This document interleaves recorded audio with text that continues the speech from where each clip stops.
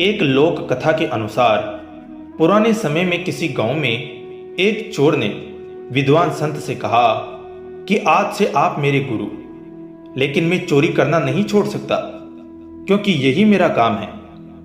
गुरु ने चोर से कहा कि ठीक है, अब से तू मेरा शिष्य है। मेरी एक बात ध्यान रखना, सभी महिलाओं को अपनी माता और बहन समझना।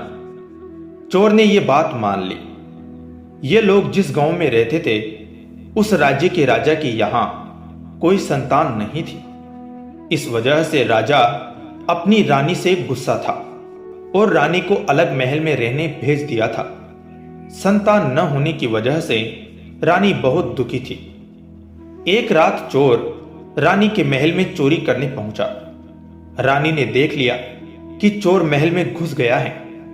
महल के चौकीदारों ने भी चोर को देख लिया और उन्होंने राजा को खबर दे दी। रानी ने चोर से कहा कि तू यहां कैसे आया है? चोर ने जवाब दिया कि मैं घोड़े से आया हूं। रानी बोली, मैं तेरे घोड़े को सोने चांदी से लदवा दूंगी, बस मेरी एक इच्छा पूरी कर दे। चोर को अपने गुरु की बात याद थी। वह भागा नहीं।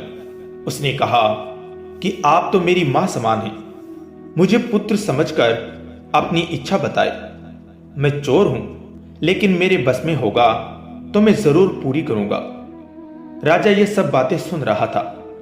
चोर की अच्छी बातें सुनकर बहुत खुश हुआ। उसने चोर को दरबार में बुलवाया और कहा कि मैं तुझसे बहुत प्रसन्न हूं, तुम मांग ले जो चाहता है। चोर ने कहा कि राजन, आप महारानी को अब से अपने महल में ही रखे, उन्हें दुख न दे। राजा ने चोर की बात मान ली। महारानी से राजा ने अपने किए की क्षमा मांगी। रानी ने राजा से कहा कि हम इस चोर को ही अपना पुत्र बना लेते हैं, इसकी वजह से ही सब ठीक हुआ है। राजा भी ये बात मान गया और चोर को अपना उत्तराधिकारी घोषित कर दिया। कथा की सीख ये है दोस्तों कि गुरु की बातें जीवन में उतारने से किसी का भी जीवन बदल सकता है।